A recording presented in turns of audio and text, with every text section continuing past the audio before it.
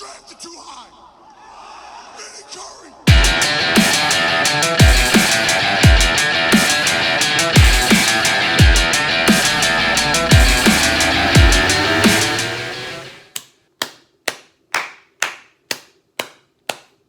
It feels really good to be in your comfort zone, man.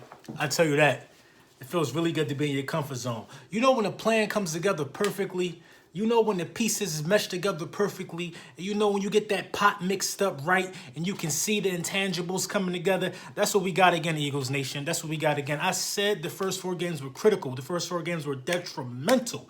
The first 4 games were critical to what we are trying to do. Now, I want to touch on a lot of stuff right now. This may be too much for some of us to handle right now, Eagles Nation. But let's get into the meat and potatoes of this one. So, Alshon Jeffrey is cleared for contact. I expect Alshon Jeffrey to play against the Titans. I'll be really surprised if he don't. You know, Doug likes to do that thing where he likes to keep things on the hush, keep things under wrap. He likes to keep people on their toes. He's going to say he don't know if he's going to play or not, but I believe Alshon will play. I mean, if Carson Wentz came back as soon as he was clear and they named him the starter immediately, you can expect Alshon to be out there. So kill the whole we need another wide receiver. Why do we need another wide receiver when Alshon's coming back? Why? When both of our tight ends run like receivers, when we already have a number two receiver who's reliable that Carson trusts in Jordan Matthews. Carson is able to bring the best out of Jordan Matthews. We don't need a name. We don't need a big name. I totally disagree with that. And Alshon coming back opens up opportunity for everybody.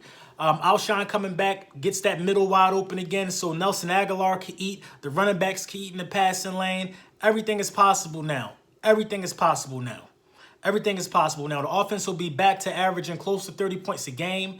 Alshon is backing into the swing of things. I expect that to be happening in this Titans game. I expect the offense to be back making explosive plays. I mean, for God's sakes, Carson Wentz is hitting Wendell Smallwood wide open against the Colts for almost 30-yard passes, 28-yard gain on that one.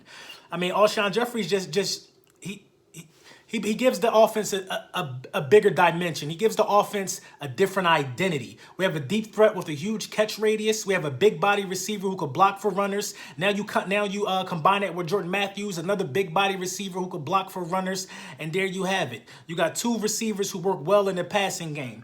Now a lot of people crapped on Howie Roseman for not jumping when they wanted him to. But a smart man doesn't play his poker hand when you tell him to. A smart man doesn't play when you expect him to play. A smart man waits because a smart man like Howie Roseman believes in opportunity. And guess what? Guess what opportunity we have now? We could have jumped hot for a wide receiver. Who knows where that would have put us in the cap space? Who knows what position we could have been in if we would have jumped hot for a wide receiver? Who knows? Who knows if we... Let's take Josh Gordon, for instance, who didn't play last week, probably not going to play this week. We jumped for Josh Gordon. It cost us something. It cost us some kind of draft pick. You know what I mean? How we chilled, how we went and got somebody off the free agency, how we got a free agent, signed the free agent, worked him out, and that's how you make that happen. And now Howie was being patient, and now they're saying we are quiet sleepers for Le'Veon Bell. Do you understand the magnitude of getting Le'Veon Bell? Le'Veon Bell is a force to be reckoned with in the backfield. Le'Veon Bell is not only a tremendous running back, Le'Veon Bell is a tremendous pass-catching running back. Le'Veon Bell can run. He takes his time, finds his holes. Le'Veon Bell can catch like a wide receiver. Le'Veon Bell is dangerous. He's dangerous. But the biggest thing that Le'Veon Bell brings to the table, we all know of his offensive attributes, but Le'Veon Bell is one of the better blocking running backs in the game. You can blitz Carson Wentz if you want. If you have a good blocking running back, Le'Veon Bell picks that blitz up. Somebody's wide open because you just blitzed. You see what I'm saying? Le'Veon Bell makes a lot of things happen when he's on the field. Imagine how nasty this offense could be if we were to add a player like Le'Veon Bell. And this is how we can do it. First of all, before I continue on, I want to say shout out to Philly 500 because I heard the chatter, but then I watched Philly 500's video, and then it clarified a few things for me that, it was legit. It was legit because Philly 500 is like a legit source, in my opinion. So if you haven't subbed up Philly 500, do that now. I like that guy. So, Again, kudos to Philly 500. Some of this information might be regurgitated because I got it from the Wire, and I also got it from Philly 500. But the perfect way we will be able to get him is by offloading Nick Foles. Nick Foles is eating up about $8 million. He's going to be on the bench for the rest of the year. That's a pretty high price for somebody who's not going to be in the game. So you offload Nick Foles. And by the way, you're not going to get a lot for Le'Veon Bell right now. You're not going. He's not required a first-round draft pick because he's deemed himself a liability. He's proven that if things don't go his way, he will walk out on his teammates. If he doesn't get the money he wants, he will not be available for use.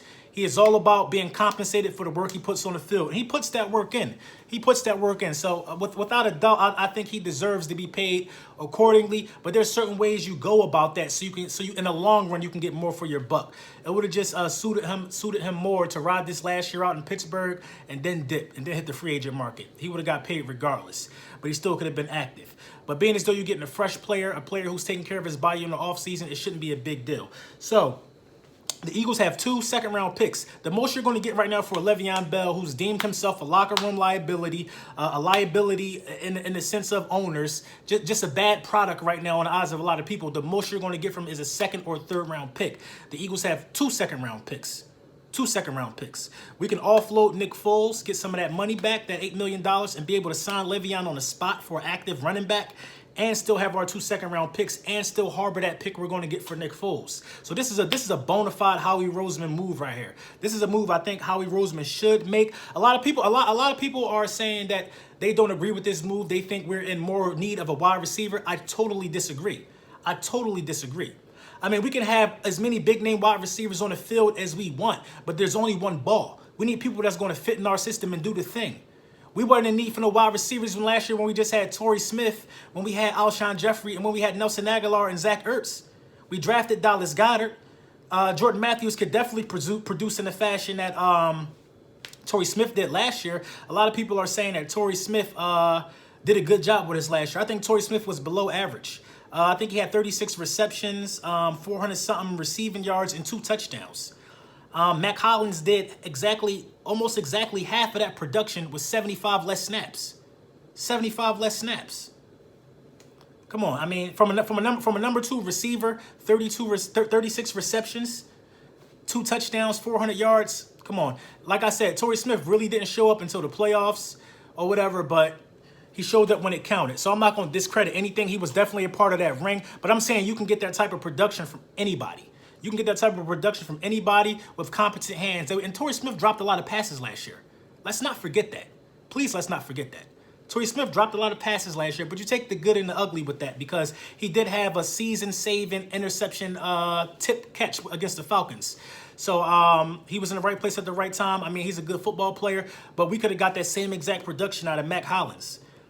And Mac Hollins is bigger and a better blocker. So we don't need another wide receiver, Eagles Nation. Dallas Goedert and Zach Ertz are proving that right now. That a dual tight end set with big body receivers and that key slot guy is going to wear this NFL out. Then if you add a Le'Veon Bell, to this, you get more pass protection for Carson Wentz. You get a running back that you are able to sign after next year because we have no commitment to Jay Ajayi. He'll be a free agent next season anyway. Darren Sproles will be gone next season. He's already banged up. Jay Ajayi has been banged up. So going after Le'Veon Bell, we still will have Corey Clement who will be able to sign, and we'll be able to sign Le'Veon Bell at the end of the season if something like this was to go down. So I think going after Le'Veon Bell is a very smart move for us. It's a very smart move for us. Now, granted, a lot of people will spike the offer up. You'll have teams like I wouldn't put it past the Dallas Cowboys to give up a first-round pick for Le'Veon Bell. I don't think it fits them, but people are speculating that the Dallas Cowboys have a shot as well. Just speculation. What are you going to do with 2 running backs who kind of do the same thing? I mean, Le'Veon Bell, I would say, is probably a little better than Zeke, but Le'Veon Bell is. I mean, they're I can't even say who's better out of those guys. Le'Veon Bell gets way more touches than Zeke.